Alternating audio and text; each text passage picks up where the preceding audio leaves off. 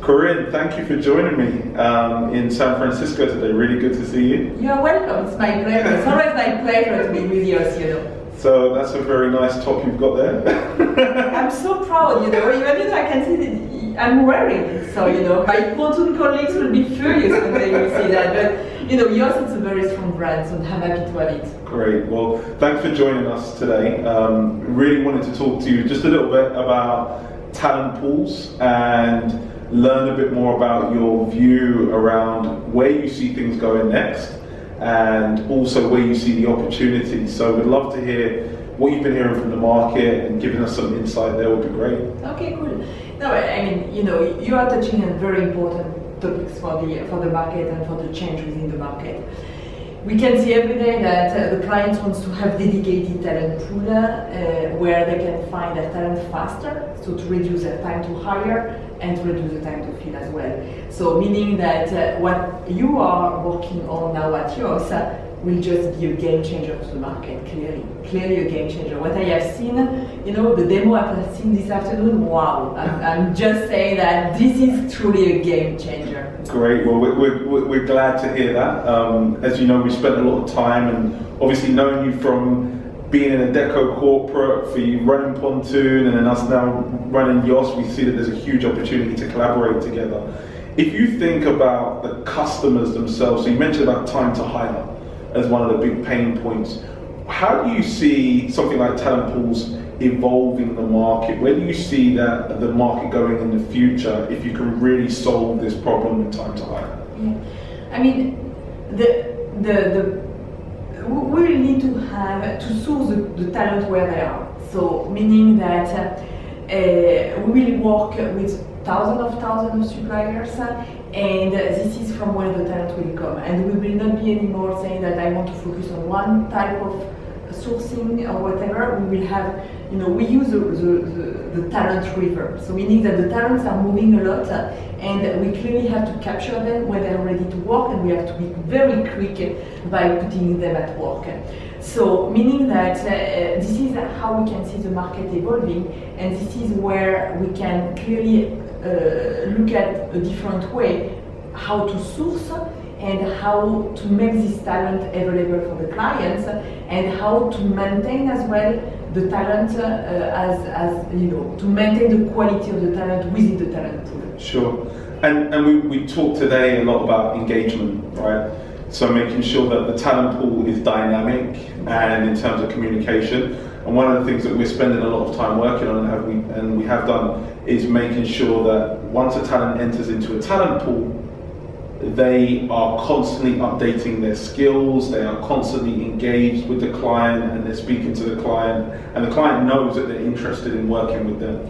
Is there anything else that you think will be a game changer for talent pools outside of time to hire? What other problems do you think that the talent pools will start to solve based on the conversations you and your team are having with customers today? If you go to the engagement, I mean, the talent will need to be upskilled and reskilled in the future. So meaning that when, you know, during their life within the talent pool, if we can offer them an opportunity to be upskilled or to be reskilled, this will also change the game and increase their opportunity to find a job and to find a better job. So meaning that if we can work on that, and we have our friend from General Assembly who can support us on that as well. Great, yeah. So meaning that I think it's a full ecosystem that we can put together with YOSS and the talent sourced by us as well, if you want, plus General Assembly. So this will be our strong ecosystem at group level. Great, and just to spend a little bit of time on the Pontoon brand, and I've really got to get to know you and the team, and we've known each other for a while, but learning what the teams are doing, been spending a lot more time in helping companies understand not only what they need to recruit for today, but also what they need to recruit for in the future. Yeah. Tell me a little bit more about that, and now we're just having a general conversation around the market. I'd love to learn your insights and what you're seeing the customers are asking for around planning. Yeah. We talked about that earlier today as well, right? Yeah, true, and you know, today you will have or tomorrow you will have the strategic resources that you will need to transform your company, and you will have the non-strategic. Within the non-strategic is where, you know, it will be more like a commodity, so meaning we will have to hire at cheapest cost as we can. Yep. And after that, you will have the true strategic resources or skills that they will need. And here, for the company, the most important is, as I said previously, is the time to fill. That because as soon as they can get the talent, they will make money on it. Yeah. And this is where we have all together we have to make that happening. Otherwise, the company will look outside and not only with our solution, but they will look outside of our solution. So. Yeah, and so time to fill is obviously a big thing, but you do a lot of Pontoon, right? So you help companies reduce their time to fill. In a lot of scenarios, you help companies manage big spends. You help companies reduce their cost. What are you hearing in the market at the moment that is a big topic of discussion that maybe people don't talk about as much? Yeah. Because in our world, everybody talked about gig and everybody talked about freelancers, and what we found is that it doesn't really matter about the mode of employment. Yeah. It's more important about the quality of the talent. So I'd love to hear what you're hearing. You have two big topics actually, which is direct sourcing. Yeah. So everybody wants to go to direct sourcing. So what does it mean, direct sourcing? So and we have an answer here. It's based on the talent pool. So meaning that you want to go faster on your talent and to make them at work faster. So the direct sourcing is clearly one big topic that we have today within the market. And the second big piece is the SOW. Yeah. So the assessment of work, where you have a huge spend under the statement of work.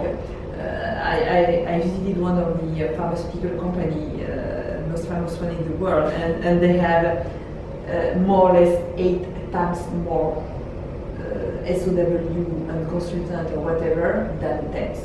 Wow, so 8 times more SOW than temps? Yeah. Wow. So meaning that the money or the spend are clearly coming from here, and when we will be able to tackle that spend and to have better control on that spend, this will be clearly also a change within the industry. Yeah, and one of the things that we're seeing, so we talked about, so we started as a marketplace where we were looking at gig economy.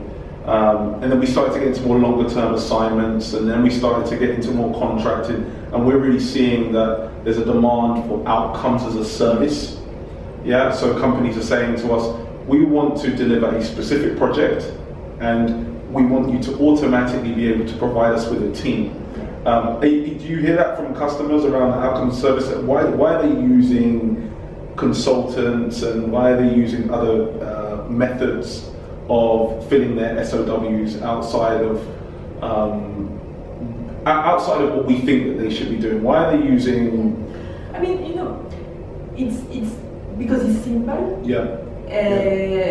Because usually, it's a connection as well, and it's delivering things that the temp agencies didn't work on it clearly today. Mm-hmm. So meaning that now that we have done a lot of optimization on the staffing piece. So now the next step for the procurement team and for the company is also to understand which type of talent do they have. Yeah. Because when you look at the SOW, it's external workforce, and but the HR of the big large company, they want to know which are the talent that they have. Yeah. And by putting them within the VMS or within the talent pool or whatever, this will help them to have the clear vision of their talents. And today we are looking for that. We need to have the vision of the talent that we have. Yeah, I mean that's something that we're spending time on at YOSS, providing visibility. Yeah. And not only on the front end of what's coming in, but what comes out at the back end as well, right? Mm-hmm. So understanding who got hired, why they got hired for a certain position, and I think it goes back to your philosophy around planning. Exactly. So once you understand that, it's easier to do, right? Yeah, but our philosophy about planning, for me, the workforce planning is the oil of tomorrow. Yeah. So if we are able to plan what we will need, this will give us a huge advantage. We are spending a lot of time, a lot of money on the data now, and to be able to plan better the market and where the market will go, and where we will have a shortage, where we can find better candidates, where are, how many people do we have to upskill, reskill, because upskilling, reskilling is costing less than firing people, whatever. Sure. So, meaning that, we are clearly, our role as well, at Pontoon, what I want to play is it's an advisory role as well. Mm-hmm. And to engage more with the hiring manager, because the one who is making the difference by attracting the talent and retaining the talent is the hiring manager. Yeah. And we talked about that today, making sure that the hiring manager has, if there's a platform or another platform that's going to be used, you think about the hiring manager, right? Exactly. In the workflow, not just thinking about the corporate team, not just thinking about the candidate, but we're both hiring managers and we don't like to log into new systems and new platforms, but we like to see the outcomes take place. So that, I think that's an important insight. Anything else that's worth mentioning that? I think that you and me, you have this vision about where the market wants to go or where the market is going. We are, between YOSS and Pontoon, we have a lot of common things to do together. Sure. Yeah. And as I said, when we finish our conversation earlier today, say we have to be bold to go to market with, even if it's not a final version of the product. But I think that if we have a solution that clients can be interested by, let's go to sell it and to go to market. And we always find early adopter, because you always want to have people who wants to be first. And so I think it's only our game now. Yeah. So we just have to play the game. So we really, really appreciate the time and appreciate being partners, and a message to those that are listening: if you're an early adopter and you're a customer, be first, because Pontoon and YOSS are going to start to evolve the landscape in the market. So love to have you part of the journey. Thanks for listening.